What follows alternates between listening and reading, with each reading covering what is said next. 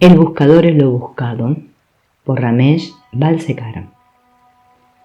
Una revisión de los fundamentos. Un visitante extranjero que contaba con solo 3 días para estar en Bombay, asistió todos los días a las sesiones de la mañana y de la tarde. En la última sesión comentó que durante esos 3 días había absorbido tanto que no podía separar lo prioritario y no sabía cuál debía ser su primer paso y qué era lo que podía posponerse. De tal suerte pidió encarecidamente a Maharaj que hiciera una revisión de los fundamentos, de modo que él pudiera retenerlos de una manera ordenada. Maharaj se echó a reír y le preguntó si tenía alguna duda con respecto al hecho de que era un ser humano masculino, en cuanto a que era hijo de sus padres o en cuanto a su profesión.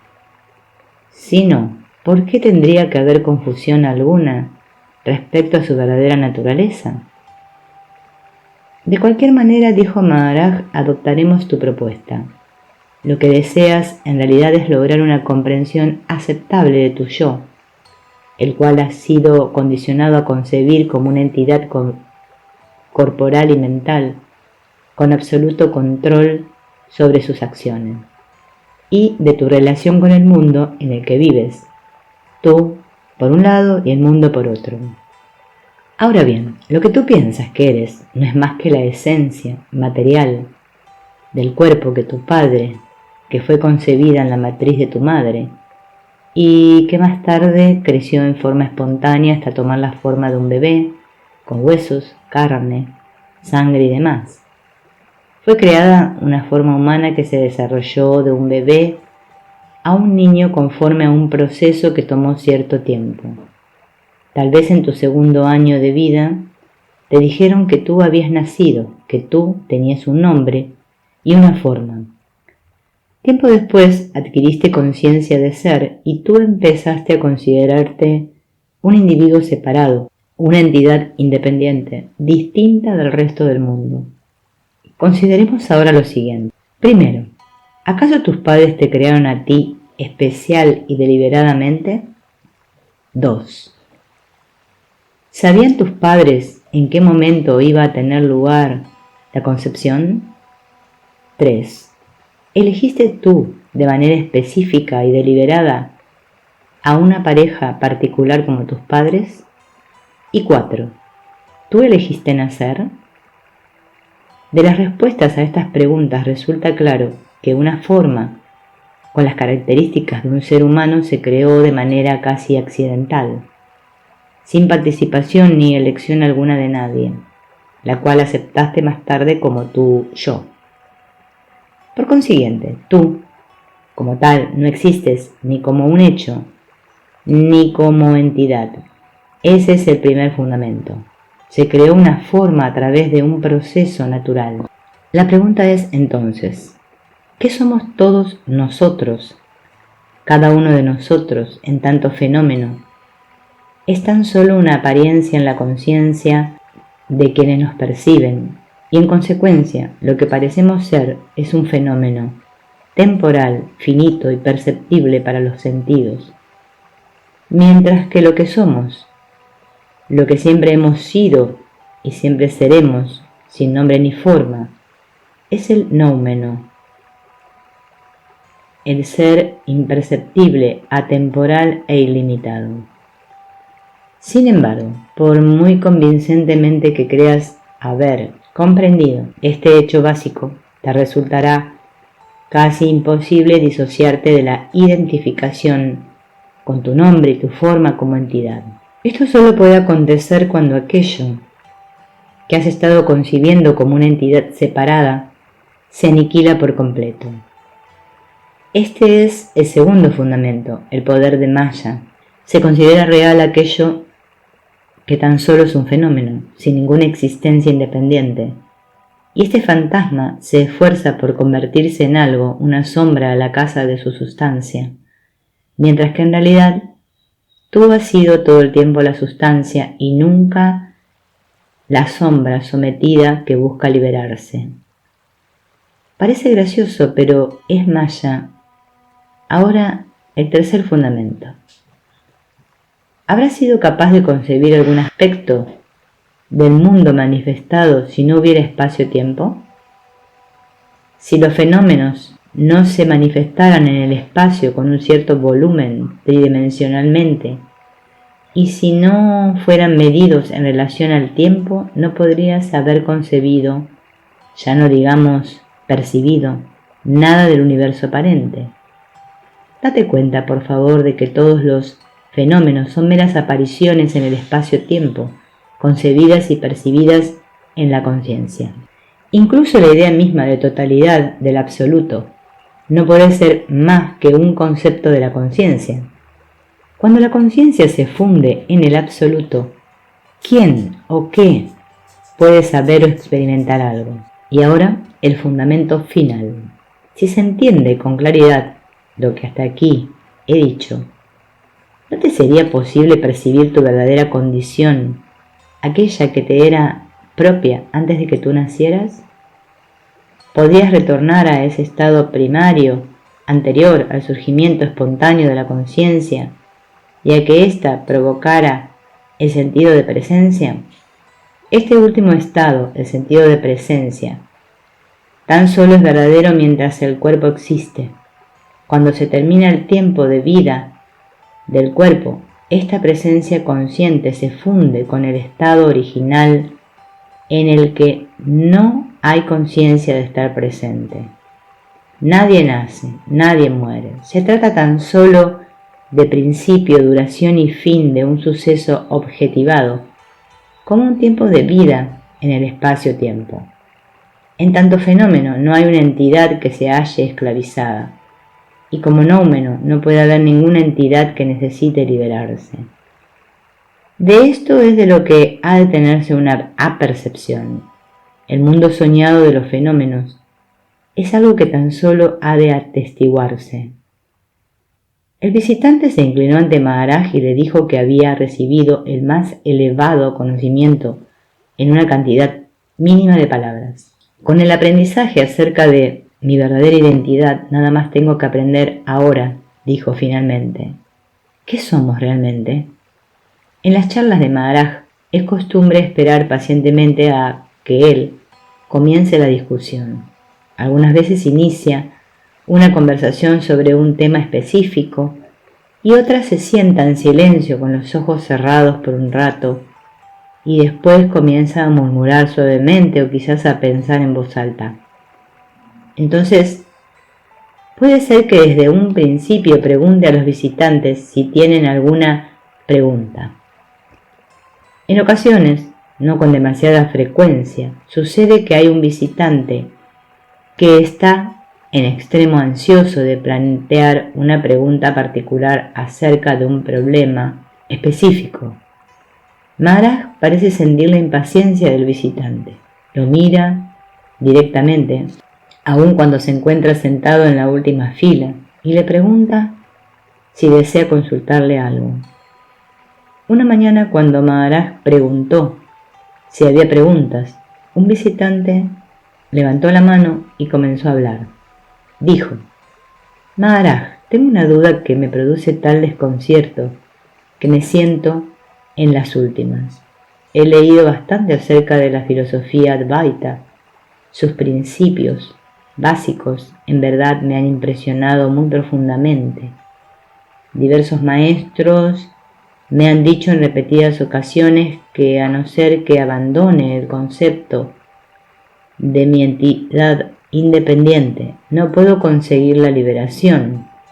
Acepto de todo corazón que quien cree en el concepto de dualidad, yo y lo otro, es alguien que se encuentra esclavizado, pero se me ha dicho también que nadie puede ser esclavo, pues todos han sido siempre libres. Me resulta difícil comprender esta posición contradictoria. No puedo hacer nada porque se supone que no existe entidad alguna. ¿Cómo continuar entonces en este mundo? Por favor, Maharaj, no se trata de una pregunta frívola académica. Estoy muy interesado y el problema me está volviendo loco. ¿Qué somos realmente? Maharaj fijó su luminosa mirada en los ojos del visitante, que para entonces se habían llenado de lágrimas. Respiró profundo y se sentó durante un rato con los ojos cerrados, en una postura que debe de haber infundido en el corazón del visitante sentado en calma, con los ojos cerrados. Después de unos momentos, cuando los abrió, se encontró con la sonrisa que le ofrecía Maharaj. Bien, dijo Maharaj, ¿en qué pensabas durante estos pocos minutos? La respuesta fue, en nada. Esa, dijo Maharaj, es la respuesta, nada. ¿A qué te referías exactamente al decir nada? ¿Quisiste acaso decir que la conceptualización que todo el tiempo tiene lugar en la conciencia cesó por un momento, como sucede cuando te encuentras en sueño profundo? ¿No te parece que la culpable es la conciencia, que es el origen de toda conceptualización? ¿No te parece que el problema ha sido creado en la conciencia, conocido en la conciencia, y que esta misma conciencia es la que intenta comprender su propia naturaleza? ¿No te parece en conciencia que te resultaría virtualmente imposible comprender en términos conceptuales lo que realmente somos? Pasemos ahora a ocuparnos de nuestro problema. Tú empleaste la palabra realmente. ¿Qué somos realmente? La gente suele emplear la palabra real para aludir a algo que es perceptible por medio de los sentidos. El cuerpo es perceptible por medio de los sentidos, pero ¿es el cuerpo realmente tú? Debemos usar las palabras de modo correcto, a pesar de todas sus limitaciones. Consideremos real lo que es perceptible por medio de los sentidos. Pero toda cosa concebible que sea sensorialmente perceptible debe pasar por una interpretación de la mente antes de ser conocida. Y todo lo que es conocido así, obviamente, no es más que una apariencia en la conciencia del que conoce. Si todo lo que es perceptible por medios sensoriales es tan solo una apariencia, ¿dónde radica entonces la realidad de la forma física que parece tan real y tangible? ¿No deberíamos entonces ir más atrás, al menos conceptualmente, hasta llegar al estado que prevalecía antes de que apareciera esta forma física, este apartado psicosomático, incluso antes de que esta forma fuera concebida? Si te pidiera que me dijeras algo acerca de tu estado anterior a que fueras concebido en el vientre de tu madre, tu respuesta tendría que ser necesariamente no sé. Ese yo que no tiene conocimiento de ese estado, el yo que de hecho nada sabía antes de que apareciera la conciencia, es lo que realmente somos, el absoluto. El noumeno, el ser imperceptible, ilimitado, atemporal, mientras que lo que en apariencia somos, en tanto objetos separados, es relatividad, fenomenalidad, finitud, temporalidad y perceptibilidad a través de los sentidos. El estado de no manifestación, el noumeno, es tal que en él nosotros, aunque estrictamente hablando no debería ser nosotros sino yo, no tenemos conocimiento siquiera de nuestra existencia. Cuando nos hacemos conscientes de qué somos, no prevalece más el estado de unicidad, pues la dualidad es la esencia misma de la conciencia. La manifestación de aquello que somos En tanto, fenómenos implica un proceso de objetivación, el cual se basa necesariamente en una división entre un sujeto, que es el que percibe o conoce, y un objeto, que es percibido o conocido. Lo interesante de este proceso de objetivación es que necesariamente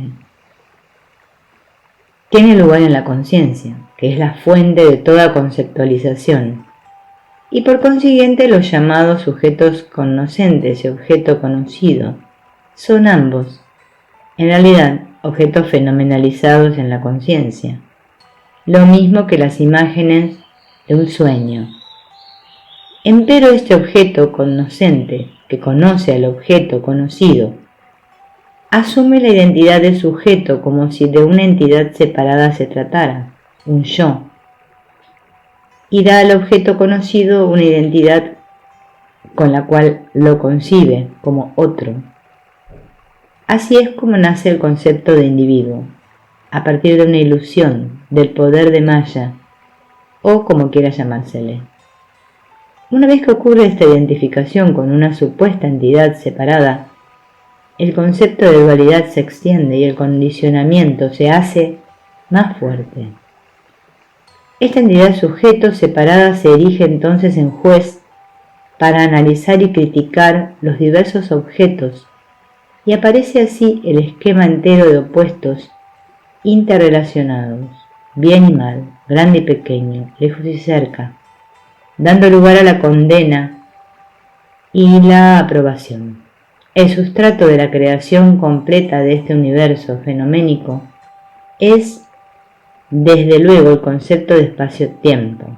El espacio es necesario para la objetivación y el tiempo para medir la duración de esta extensión en el espacio. ¿Cómo podrían, sin el espacio, haber adquirido forma los objetos para ser visibles, y cómo podrían, sin el tiempo, la duración de la apariencia, ser percibidos? Maharaj preguntó entonces al visitante: ¿has obtenido la respuesta a tu pregunta? El visitante, quien escuchaba con profunda atención como si estuviese hipnotizado, de pronto se dio cuenta de que Maharaj le había hecho una pregunta. Estaba tan agobiado por la enseñanza que le había sido comunicada que por un momento no pudo decir una sola palabra. Parecía sumido en el acto puro de escuchar que elude las palabras. Se hallaba en armonía con Maharaj. Maharaj continuó: si has podido tener una percepción de lo que he dicho, debes ser capaz de decir con claridad, con exactitud, cómo y en qué momento surge la llamada esclavitud y a quién darla. Es necesario tener una comprensión muy clara de esto. La manifestación de los fenómenos no es sino el movimiento de la conciencia, donde no hay posibilidad alguna de una entidad individual. Todos son objetos, imágenes de un sueño que se mueven de conformidad con sus respectivos papeles. Nuestras miserias únicamente surgen por la aceptación de cierta responsabilidad al adjudicarnos nuestros respectivos papeles soñados como nosotros mismos, al identificar lo que somos con el sujeto conocente en el proceso de objetivación. Es esta identificación ilusoria y por completo innecesaria lo que provoca la esclavitud y toda la miseria resultante para el individuo ilusorio. Una vez más, lo que no somos es solo un concepto, y este concepto está buscando lo que somos. El condicionamiento, el equívoco, solo puede eliminarse mediante una comprensión adecuada de lo que somos y de lo que no somos. Entonces, será claro que la esclavitud y el individuo que la sufre son ambos simples conceptos, y que lo que somos, el noumeno, solo puede manifestarse como fenomenalidad total, hallarás paz, o más bien, ella llegará, cuando haya una percepción de que lo que estamos buscando no puede ser hallado, por la simple razón de que lo que se busca y aquello que busca son una y la misma cosa. El visitante siguió sentado con las manos cruzadas, los ojos cerrados y lágrimas cayendo por sus mejillas. Se encontraba en un estado de éxtasis silencioso, más elocuente que las palabras.